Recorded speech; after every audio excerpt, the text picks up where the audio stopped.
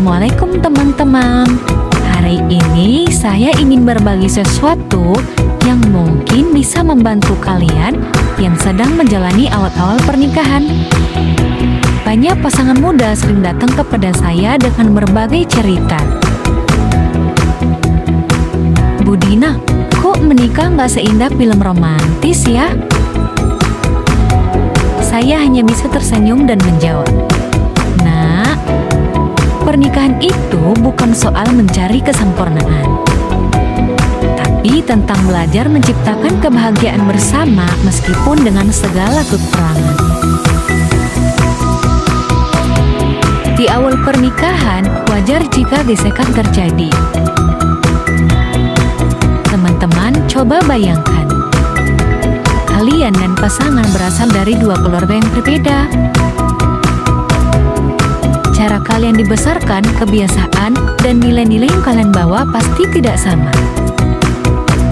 Nah, ketika dua dunia ini bertemu, sudah pasti akan ada perbedaan. Disinilah pentingnya penyesuaian. Saya ingat cerita salah satu pasangan yang pernah datang ke saya. Namanya Lisa dan Andi. Lisa merasa kesel karena Andi sering pulang larut malam tanpa memberi kabar. "Bu, saya merasa tidak dihargai. Kalau pulang telat, masa nggak bisa kasih tahu dulu?" keluh Lisa. Andi pun membela diri. "Tapi Bu, saya pikir Lisa sudah tahu kalau pekerjaan saya kadang harus lembur. Lagi pula saya akan bekerja untuk keluarga juga." Coba lihat teman-teman, di sini masalah utamanya bukan pada siapa yang salah atau benar, tapi kurangnya komunikasi. Dalam pernikahan, banyak masalah sebenarnya bisa diselesaikan dengan bicara dari hati ke hati.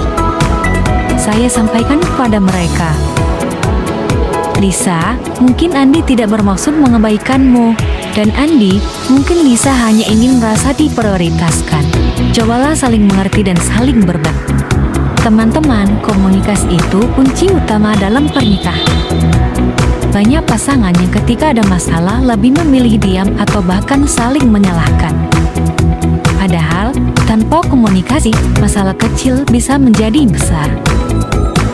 Jangan ragu untuk mengatakan apa yang kalian rasakan, tapi sampaikan dengan cara yang baik. Selain komunikasi, ada hal lain yang sering menjadi tantangan di awal pernikahan, yaitu pembagian peran. Di zaman dulu ada pandangan bahwa tugas istri adalah mengurus rumah, sementara suami hanya bekerja di luar. Tapi sekarang pernikahan modern membutuhkan kerjasama. Saya selalu bilang ke pasangan muda, kalau kalian ingin rumah tangga yang harmonis, belajarlah berbagi peran. Jangan merasa malu atau gengsi untuk membantu pasangan. Kalau istri sibuk bekerja, suami bisa membantu mengurus rumah, begitu juga sebaliknya. Teman-teman, ada satu cerita lagi yang ingin saya bagikan. Ini tentang masalah keuangan yang seringkali menjadi penyebab utama konflik di awal pernikahan. Salah satu pasangan, Dita dan Rian, pernah bercerita bahwa mereka sering bertengkar karena uang. "Bu, saya capek, gaji saya habis untuk kebutuhan rumah, sementara Rian selalu beli barang yang tidak penting," kata Dita. Rian pun menjawab, "Tapi Bu, saya juga butuh hiburan. Kalau semua uang hanya untuk bayar tagihan, kapan saya bisa menikmati hasil kerja saya?" Nah, di sini saya mengajak mereka untuk duduk bersama dan membuat rencana keuangan.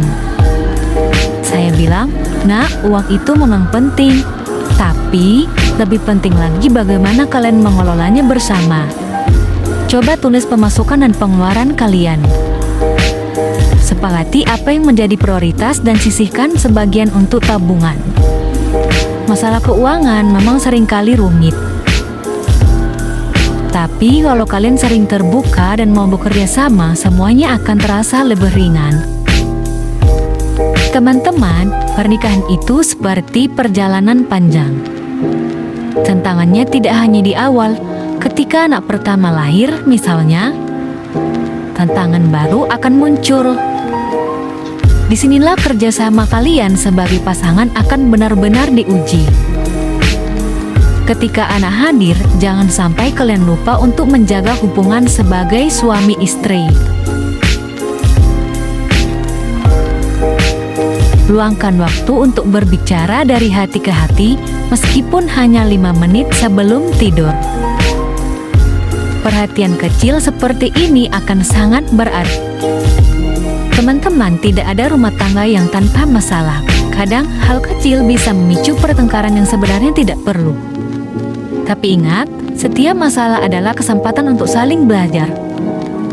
Ketika suasana seperti ini terjadi, siapa yang akan memulai duluan? Meminta maaf tidak berarti kalah, dan memberi maaf tidak berarti lemah. Terkadang, cinta justru dimulai dari keberanian untuk merendahkan hati.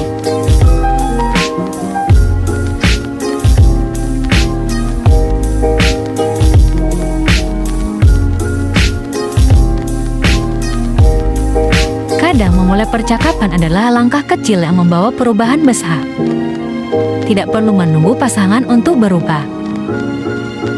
Mulailah dari diri sendiri dan lihatlah bagaimana cinta itu tumbuh kembali. Jangan lupa, dalam pernikahan, kebahagiaan itu tidak hanya datang dari hal-hal besar, tapi dari momen kecil yang kalian ciptakan bersama. Sederhana, sebuah senyum, pelukan, atau segelas teh. Teman-teman, ingatlah bahwa rumah tangga yang bahagia tidak selalu yang membuatnya istimewa adalah usaha kalian untuk terus memperbaiki diri, saling mendukung, dan menciptakan kebahagiaan bersama. Tidak apa-apa untuk jatuh, asal kalian selalu bangkit bersama. Tidak jarang, mertua menjadi bagian dari dinamika rumah. Hubungan dengan mertua membutuhkan komunikasi dan pengertian, sama seperti hubungan kalian dengan pasangan.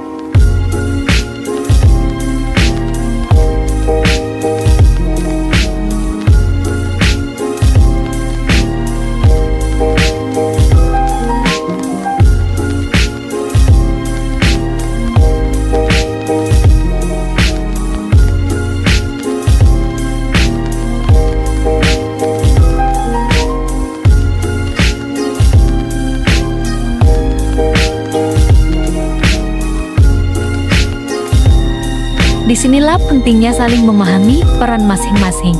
Mertua yang bijak seperti Ibu Nur dapat menjadi jembatan untuk mengatasi kesalahpahaman dalam rumah tangga.